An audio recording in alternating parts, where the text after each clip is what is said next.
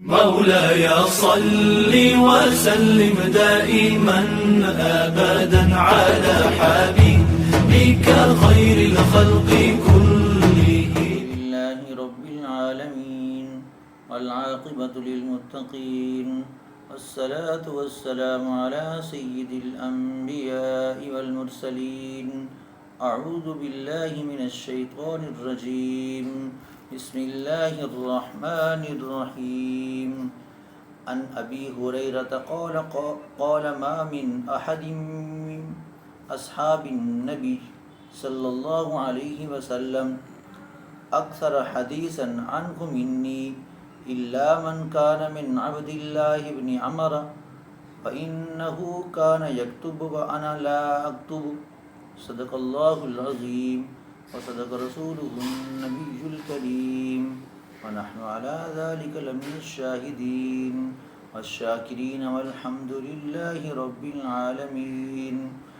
وأحسن منك لم تر قط عيني وأجمل منك لم تلد النساء. خلقت مبرأ من كل عيب كأنك قد خلقت كما تشاء.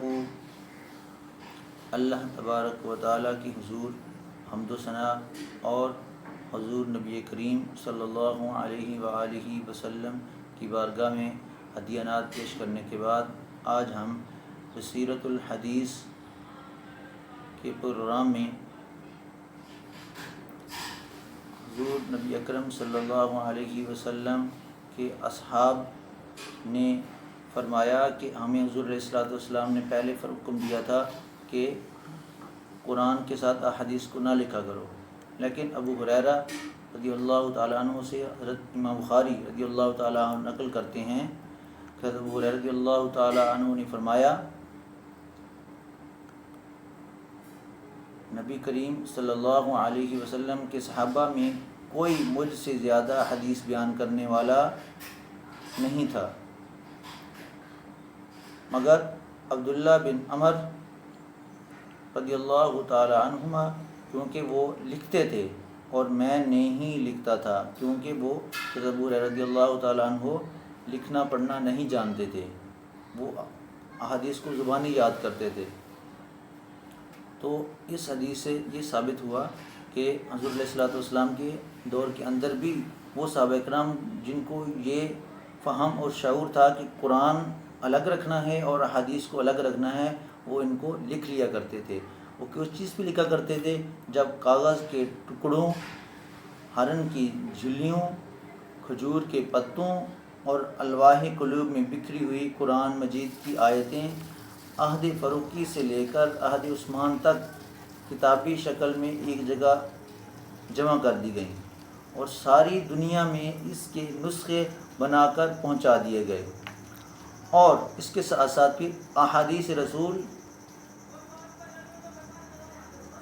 اور قرآنی آیات کی التباس اور اختلاط کا کوئی اندیشہ نہیں رہا.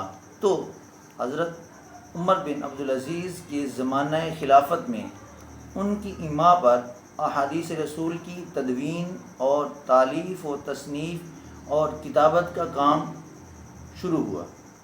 جیسا کہ امام سیوطی رحمۃ اللہ علیہ کی کتاب الفقہ کی شرح میں مقدمہ نویس نے لکھا ہے: فلما افغت الخلافت الى عمر بن عبدالعزیز رضی اللہ تعالی عنہ فی عام 99 من الہجرت كتب الى ابی بکر بن حزم وهو شیخ معمر ولیث والاوزاعی ومالک وابن اسحاق وابن ابی ذئب وهو نائب عمر بن عبدالعزیز فی القضاء علی المدینہ یقول له انظر ما كان من احادیث رسول اللہ صلی اللہ علیہ وسلم فاکتبہ فانی خفت دروس العلوم وذہاب العلماء.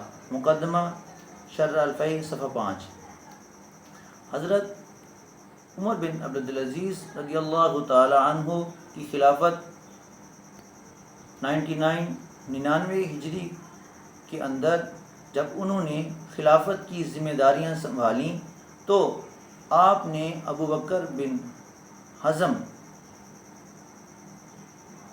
کو لکھا جو محمد لیث اور امام اوزاعی، امام مالک، امام ابن اسحاق اور امام ابن ابو ذئب کے استاد محترم تھے۔ ان کو عمر بن عبدالعزیز رضی اللہ تعالیٰ عنہ نے لکھا۔ کون تھے؟ ابو بکر حزم، اور وہ مدینہ منورہ میں محکمہ قضات میں خلیفہ کے نائب تھے، مطلب وہ چیف جسٹس تھے، ابو بکر بن الحزم۔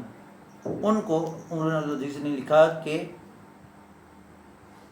فرمایا جو بھی حدیث حضور علیہ الصلوۃ والسلام کی تمہیں ملے اسے لکھ لیا کرو یا لکھوا لیا کرو، اور اس لیے یہ کام اس لیے کرنا ہے، مجھے علم کے مٹنے اور علماء کے چلے جانے کا اندیشہ ہے، جس وجہ سے میں چاہتا ہوں کہ میری زندگی کے اندر جس طرح قرآن مجید فرقان حمید کو صحابہ کرام کے دور کے اندر ہی تالیف و تصنیف فرما لیا گیا تھا، اس کے نسخہ جات کو دوسرے علاقوں میں تقسیم کر دیا تھا، تو عمر بن عبدالعزیز چاہتے تھے کہ میرے دور کے اندر احادیث رسول صلی اللہ علیہ وسلم کا کام کمپلیٹ ہو جائے اور اس کے نسخے بن جائیں اور اس حدیث پہ مکمل کام شروع ہو جائے۔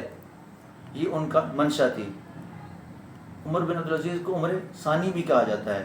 یہ وہ دور تھا بنو امیہ کے حکومت کے اندر ہی دوبارہ حضرت عمر فاروق رضی اللہ تعالی عنہ کا دور واپس آ گیا تھا، اسی لیے ان کو کہتے تھے عمر ثانی۔ انہوں نے احادیث رسول کو جمع و تدوین کا کام شروع کروایا۔ اللہ تبارک و تعالیٰ جس طرح صحابہ کرام، تابعین و تبع تابعین، محدثین کرام نے احادیث رسول کو جمع و تدوین کرنے کے لیے اپنی زندگیوں کو وقف کر دیا، علم دین کے لیے وقف کر دیا، اس طرح اللہ تبارک و تعالیٰ ہمیں بھی دین اسلام کو سمجھنے اور دوسروں تک پھیلانے کے لیے ہمیں اللہ تبارک و تعالیٰ ان اپنے مقربین بندوں میں منتخب فرما لے، تاکہ عوام الناس تک علم دین صحیح انداز میں پہنچ سکے، تاکہ ہم دین و دنیا میں کامیاب حکمران ٹھہریں اور آخرت میں ہمارے لیے نجات کا ذریعہ بنیں۔